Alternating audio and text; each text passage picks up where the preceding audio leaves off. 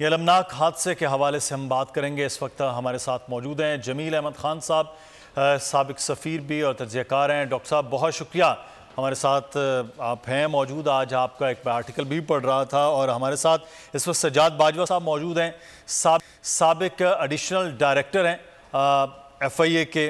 सज्जाद बाजवा साहब से भी जानेंगे कि ये ह्यूमन ट्रैफिकिंग का मामला जो बहुत ज़्यादा और बड़ी दहाइयों से ये चल रहा है, इस पर क्यों काबू नहीं पा सके हम आज तक। और सारिम बन्नी साहब इस वक्त हमारे साथ मौजूद हैं, सोशल एक्टिविस्ट हैं, इंसानी हुकूक के हवाले से काम कर रहे हैं। सारिम बन्नी साहब बहुत शुक्रिया आपके वक्त का। सबसे पहले डॉक्टर जमील अहमद खान साहब आपसे आगाज़ करते हैं। सुहाने ख्वाब हैं और एक नई ज़िंदगी की तलाश होती है। पढ़े लिखे नौजवानों की एक पूरी खेप थी जो इस के ज़रिए जा रही थी। बहुत से ऐसे थे जो मजदूरी के ज़रिए अपना काम करना चाह रहे थे, वो लोग जा रहे थे। ये गैर कानूनी तरीके से जाना, इतने पैसे ये लगाना और फिर मुस्तकबिल के ख्वाब, दोष किसको दिया जाए, किसको मुजरिम ठहराया जाए? ये तो आपके दस्तूर पाकिस्तान में दिया हुआ है कि दोष किसको दिया जाए, क्योंकि दस्तूर पाकिस्तान में आर्टिकल 38 है, उसके मुताबिक आपने अपने हर शहरियों का, क्योंकि दस्तूर जो है वो हर शहरी का कॉन्ट्रैक्ट है अपने ममलिकत से, अपने स्टेट से, तो उसमें 38 में बिल्कुल वाज़ेह है कि आपने शहरियों की उनकी वेलफेयर, उनकी वेलबींग और उनके इन मामलात को देखना होता है। तो वो हम तो खैर इसमें कामयाब नहीं हो सके, क्योंकि बतदरीज जो हमारे मखदूश हालात चले आ रहे हैं, सियासी, समाजी, माशरती, माशी, ये सारे के सारे मखदूश हालात का मजमुआ ये है कि हमारी गवर्नेंस बड़ी वीक हो गई है। और ये गवर्नेंस जब वीक हो जाए तो बहुत सारे मामलात की तरह इस किस्म के ह्यूमन स्मगलर, इस किस्म के दरिंदे जो कि 20-20 लाख और 23-23 लाख रुपए लेके लोगों के माल मवेशी बिकवा के, उनके छोटी मोटी बिकवा के और फिर उनसे पैसे बटोरते हैं। लेकिन इन नौजवानों को क्या दोष दिया जाए? दोष तो देना है स्टेट को, अपने मुमलिकत को। ये नौजवानों ने मिलत को अगर आप ने यहाँ कुछ उनके लिए ज़राए पैदा किए होते तो उन्हें क्या ज़रूरत की अपनी जान जोखों में ले जाके अपने सुहाने सपने हासिल करने के लिए वो अपनी समुंदर की लहरों की नज़र हो जाएं। ऐसा नहीं होता है और ऐसा नहीं होना चाहिए। इसके मुहर्रिकात हैं, उन मुहर्रिकात को एक एक करके आज अगर आप चाहें तो उसको डिस्कस भी कर लें। लेकिन इस वक्त मामला और माजरा ये है कि हमें जो अभी हादसा हुआ है ये एक हमारे मुल्क के दिए हुए कानून एंटी ह्यूमन स्मगलिंग के मुताबिक एक जुर्म है। इस जुर्म की FIR हो रही है उस पे। अब लेकिन इससे बड़ी अहम बात यह है कि क्या ये कोई पहली दफा हुआ है? हर महीने 3-4 कश्तियां डूबती हैं। मैं खुद वहां सफीर रहा हूँ UAE और लीबिया में। तो लीबिया में मैंने देखा कि मुख्तलिफ ममालिक से ये ह्यूमन स्मगलर, ये पूरा रैकेट है और ये इंटरनेशनल रैकेट है। और हमारे मुल्क में उस रैकेट के जो हिस्से लोग हैं उन्हें अगर पकड़ा जाए और उनको जो प्रोटेक्शन दे, उन्हें भी कोई खुदा का बिल्कुल सर, यहाँ पकड़े जाने वाला अमल जो है डॉक्टर साहब वो उस तरह नज़र नहीं आ रहा है। सज्जाद बाजवा साहब, ये एक पूरा एक नेक्सस चल रहा होता है और बड़े दहाइयों से है। और ख़ास तौर पर अगर हम कुछ रिकॉर्ड निकालें तो गुजरांवाला डिवीज़न या फिर मीरपुर जो डिस्ट्रिक्ट है उसके इर्द गिर्द कोटली तक, जेलम तक, यहाँ सबसे ज़्यादा नौजवान लीगली भी और इनलीगली भी बाहर जा रहे होते हैं। यहाँ पर सबसे ज़्यादा ह्यूमन ट्रैफिकिंग का मामला ये रहा है। वजह क्या है कि जब ये भी हमें मालूम है कि यहाँ है तो इन लोगों को, इन चीज़ों को पकड़ने में कामयाब क्यों नहीं हो पाए हम आज तक? अस्सलाम वालेकुम जी। एक्चुअली इतना फोकस जितना होना चाहिए उतना नहीं रहा।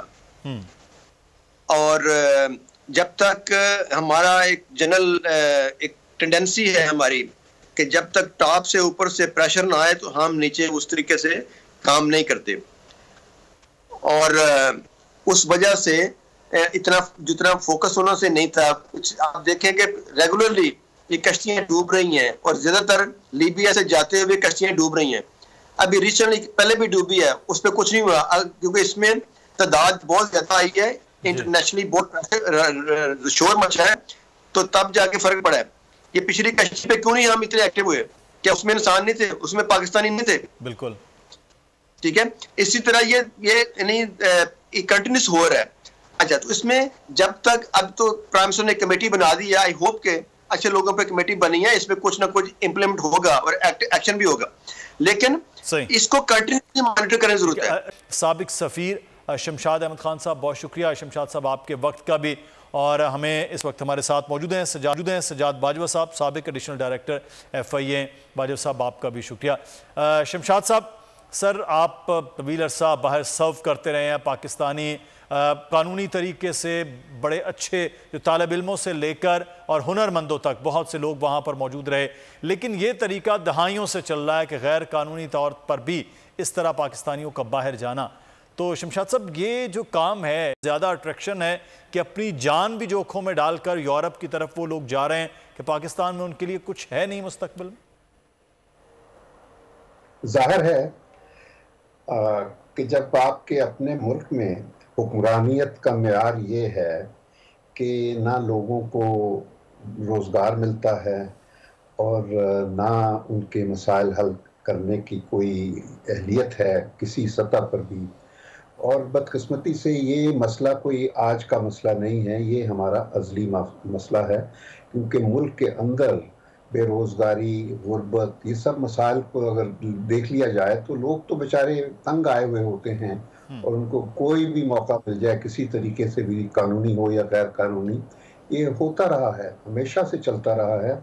और ये बग़ैर किसी सरकारी सरपरस्ती के ये सिलसिला नहीं हुआ, ये भी मैं बता दूं, क्योंकि मुझे अपने ज़माने का याद है अच्छी तरह कि उस वक्त सियासी घराने बाकायदा इस सारे बिज़नेस में जो स्मगलिंग थी पाकिस्तान के अवाम की, यहाँ से बिलखसूस इटली और स्पेन और इस तरफ भी, फिर कोरिया की तरफ, और इस किस्म का ये बड़े बड़े इन्फ्लुएंशियल ख़ानदान हैं जो इसमें इन्वॉल्व रहते हैं। और अगर ब्यूरोक्रेटिक लेवल पर अगर कोई कानून के मुताबिक इस मसले को रोकता तो ये इन्फ्लुएंशियल ख़ानदान जो हैं, इन एजेंटों के पीछे जो सरपरस्ती करते हैं, तो वो सिलसिला चलता रहता है। और बाकी रहा ये कि एक हादसा जब हो जाए तो उस पर जाहिर है कि फिर आप वहाँ के सफारत खानों पर तो सारा ज़िम्मा नहीं डाल सकते, क्योंकि उनके पास तो कोई इस किस्म के वसाइल का ना कुछ चार्टर है ना मैंडेट है, और सिर्फ इस वजह से कि पाकिस्तानी बाहर पहुँच गए हैं, वो गैर कानूनी तौर से गए हैं और फिर उनके हाथ में तो कुछ नहीं होता है। असल यहाँ आपके जो हैं हुक्मरानियत वाले लोग जो है, पुलिस है और भी जितने FIA ले लीजिए, जितने कानूनी इदारे हैं, वो जब तक नहीं रोकेंगे तो ये सिलसिला चलता रहेगा और इस किस्म के मसले होते रहेंगे। और फिर ये है कि अगर ये जो हमारे वजीर हैं बड़े बड़े काबीना में बैठे, उनकी सरपरस्ती ख़त्म नहीं होगी तो ये मसला नहीं रुकेगा कभी। बिल्कुल। अच्छा बाजवा साहब, मैं आपसे ये जानना चाहूँगा, पहले भी आप बात कर रहे थे कि ये इस तरह के सानिया पहले भी होते रहे, बहुत छोटे पैमाने थे, अब तो बहुत बड़ा ये एक मामला हुआ जिसकी वजह से ज़्यादा शायद एक्टिव नज़र आ रहे हैं।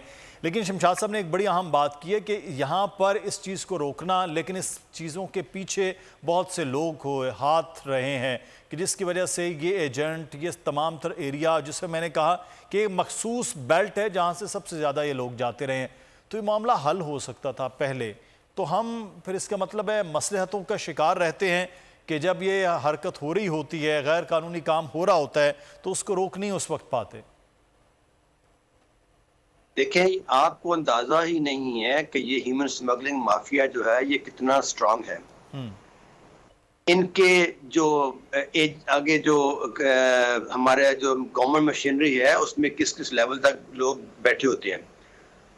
अब मैं आपको नाम नहीं लूंगा, लेकिन अगर वजीर ऑफिस में बैठ के, हाईएस्ट पोस्ट पे बैठ के लोग ऐसे ह्यूमन स्मगलर को, उनके जो सपोर्टर्स हैं, स्पॉन्सर्स हैं, उनकी सपोर्ट करें, उनकी इंक्वायरियां रोकें, DG पे प्रेशर डालें, तो फिर आप अंदाजा लगा लें कि क्या किस लेवल तक हो रहा होगा। ये एक छोटे अफसर में अपनी बात नहीं कर रहा कि मेरे लेवल पे बंदा ट्रांसफर हो गया, इनके इतने हाथ लंबे हैं कि DG तक ट्रांसफर करवा देते हैं। और ये इंक्वायरीज होती हैं, इंक्वायरीज होने के बाद बंदे आइडेंटिफाई होते हैं और जो आइडेंटिफाई करने वाले होते हैं वो विक्टिम बन जाते हैं और जो इन्वॉल्व होते हैं वो प्रमोशनें हो जाती हैं, वो हाईएस्ट पोजीशन पर चले जाते हैं।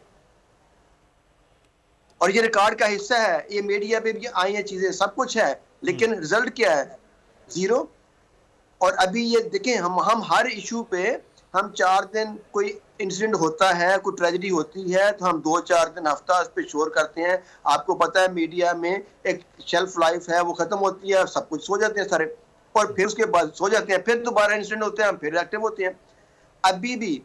अभी अगर मैं पहले भी सुबह भी और कल भी कुछ डिफरेंट टीवी चैनल पे आ रहा था तो मैं यही कह रहा था, इस पे अगर तो प्राइम मिनिस्टर ने पर्सनल इंटरेस्ट लिया और इंटरेस्ट लेके इसका फॉलोअप किया और इसको कंटिन्यूसली मॉनिटर किया तो फिर तो इसमें रिजल्ट जरूर आएंगे और कोई मुश्किल नहीं है।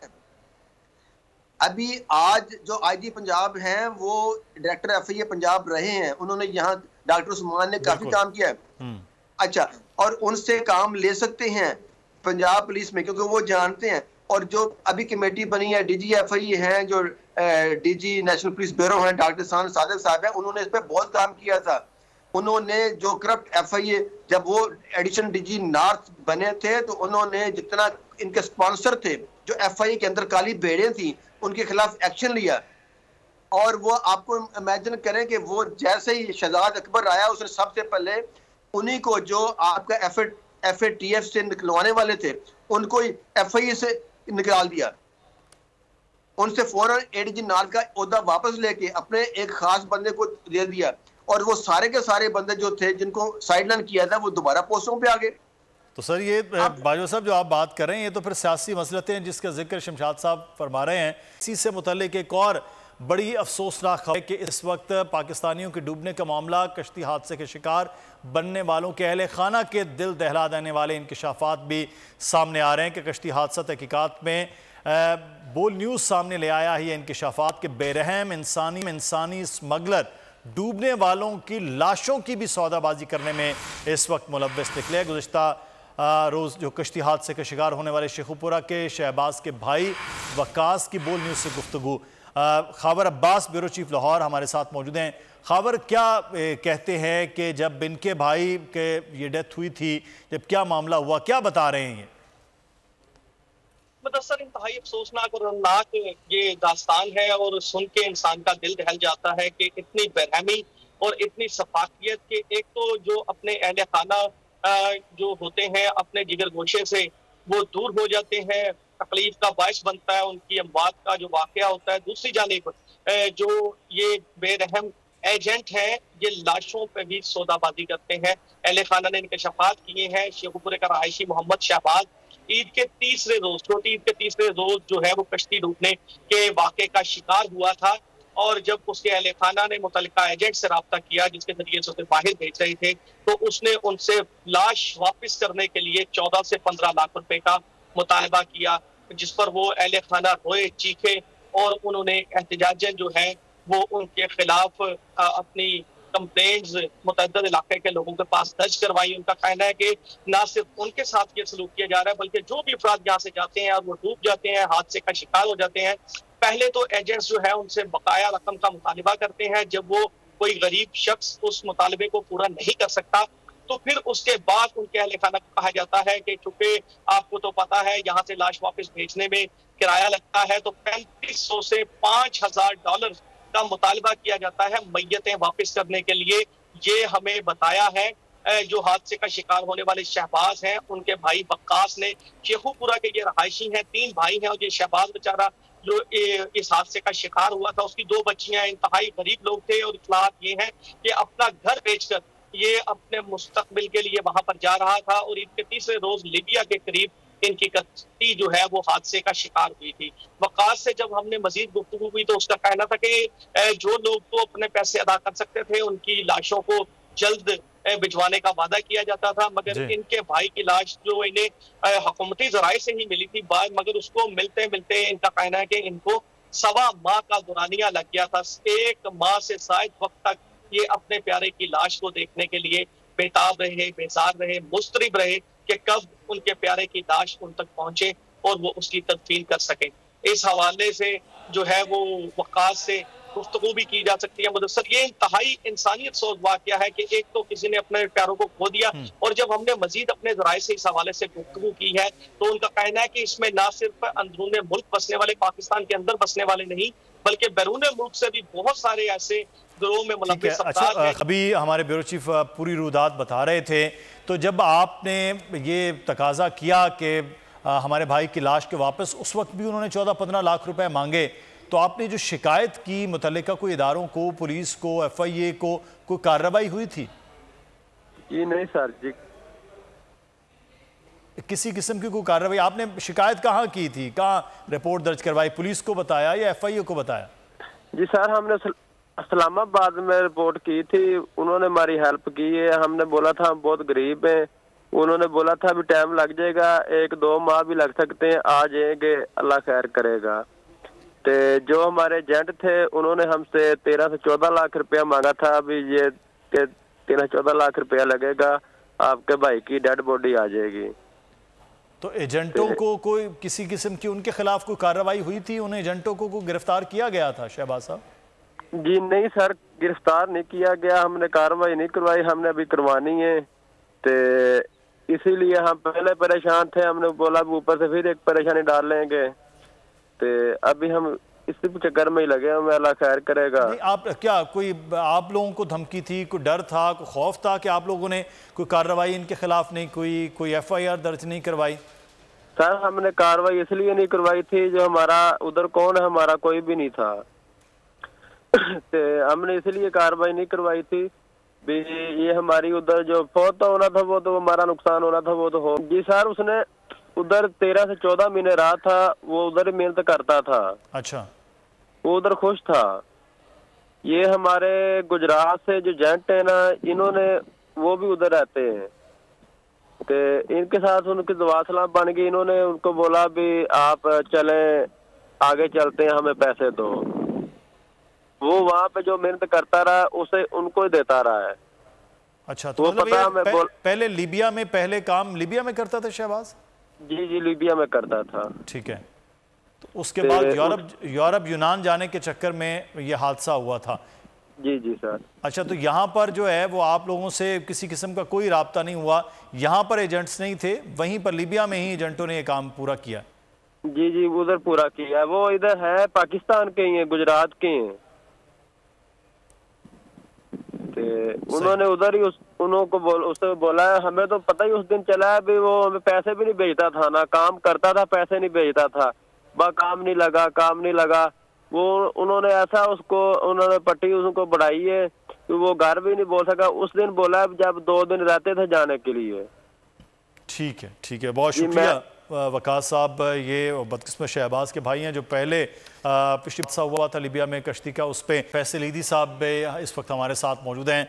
फैसल साहब, इंसानियत की ये तस्लील है कि जो इस वक्त सूरत हाल हुई और जिस तरह से लोग यहाँ से गए, आपका आम आदमी से बहुत ज़्यादा गहरा ताल्लुक़ रहता है, किसके घर में क्या मसाइल हैं, लोग भी डिस्कस कर रहे होते हैं।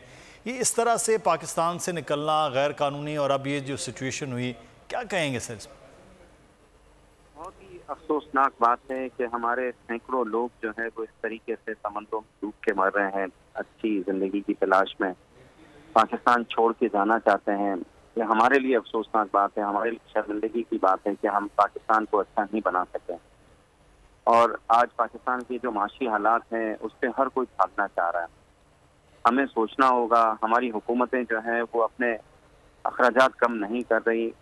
मैंने पहले भी इनको कहा था कि इनको अपने अखराजात कम करने होंगे, इनको लैंड क्रूजरों से नीचे उतरना होगा और 1000 सीसी गाड़ियों में बैठना होगा जिस तरह दूसरे मुल्कों ने तरक्कियां की हैं। ये अपनी अय्याशियां ख़त्म करें, हमारी जो एलीट क्लास है, तो ही हम कर्जे दे सकेंगे और पाकिस्तान को खुशहाल बना सकेंगे। हमें बस दुख हो सकता है जो पाकिस्तानी अवाम के साथ हो रहा है। ये हालांकि हमारे यहाँ तो जंग भी नहीं चल रही, इतने लोग सीरिया के भी नहीं थे उस कश्ती में जितने पाकिस्तानी थे। ये हमारे लिए अफसोस का मकाम है। तो फैसल ईदी साहब, फिर यही मुकद्दर है यहाँ के नौजवानों का जो पढ़े लिखे भी हैं, हुनर भी है, लेकिन पाकिस्तान में ना जॉब्स हैं, ना कोई कारोबार कर पा रहे हैं, तो बस यही मुकद्दर है इस मुल्क के नौजवानों का? ये बस अब हम क्या कह सकते हैं, हमारी एलीट क्लास समझने के लिए तैयार नहीं है, हमारी वर्किंग और मिडिल क्लास लड़ने के लिए तैयार नहीं है, तो इसी तरह चलता रहेगा। अगर या तो हमारी वर्किंग क्लास और मिडिल क्लास मिल के लड़े और अपने हकूक हासिल करें तो ही हम अच्छाई की तरफ जा सकते हैं, ना तो हमारी एलीट क्लास तो अय्याशियों में पड़ी हुई है, उनको तो सब अच्छा ही अच्छा नजर आ रहा है। फैसल साहब, ये बात अफसोस के लायक नहीं कि 75 साल पहले की हम तस्वीर देखते हैं जब ट्रेनें भरकर इंडिया से पाकिस्तान में दाखिल हो रही थी, लुटे पुटे लाशें और अच्छे और सुहाने मुस्तकबिल का ख्वाब कि पाकिस्तान जा रहे हैं, और 75 साल बाद अब यहाँ से लोग जो है वो गैर कानूनी तरीके से या कानूनी तरीके से धड़ाधड़ यहाँ से जा रहे हैं कि अच्छे मुस्तकबिल के लिए और एक बेहतर मुस्तकबिल के लिए वो पाकिस्तान छोड़ रहे हैं। तो फिर हमने कायद के पाकिस्तान को आज 75 साल बाद कहाँ खड़ा कर दिया? बस मैं यही तो आपको दुख के साथ कह रहा हूँ कि हमें जिस तरीके से गवर्न किया गया और हमें जो एलीट क्लास और हमें जो सियासतदान दिए गए हैं वो इंतहाई करप्ट और ख़राब दर्जे के सियासतदान हैं, और -1 फार्मूला ने पाकिस्तान को इस मकाम तक पहुँचाया है। अब हमें क्या करना है हमें तो समझ नहीं आ रही। हमारी एलीट क्लास समझे, हमें जो यहाँ पे जो किंग मेकर्स हैं उनको सोचना चाहिए कि वो किस तरह के लोगों को हम पर मुसल्लत करते रहे हैं, और जमहूरियत को बस चलने दे जिस तरीके से भी चलती है, वरना जो है वो यहाँ पे बहुत ही खराब हालात। मेयर कराची के इंतखाब की जंग, बोल ने फिर छोड़ दिया सबको पीछे। इस वक्त मुर्तजा वहाब मुंतखब हो गए हैं मेयर कराची, ये ऐलान कर दिया गया है बाकायदा तौर पर। अब सहाफती रिवायत रखी बरकरार, बोल ने दिखाई सबसे बड़ी ट्रांसमिशन। और ये सब्जेक्ट था, मैंने आपको कहा नंबर गेम में जमात इस्लामी के पास नंबर पूरे नहीं है। लम्हा बलम्हा की सूरत हाल से किया बाखबर आवाम को। रेंजर्स के एहलकार और पुलिस के एहलकार हैं वो हाई अलर्ट हैं, और वो इस बात की कोशिश कर रहे हैं कि अब कोई नाखुशगवार वाक़या जो है वो रूनुमा ना हो सके, क्योंकि बोल है सबसे पहले सबसे आगे। सब्सक्राइब करें और बेल दबाएं ताकि कोई खबर रह न जाए।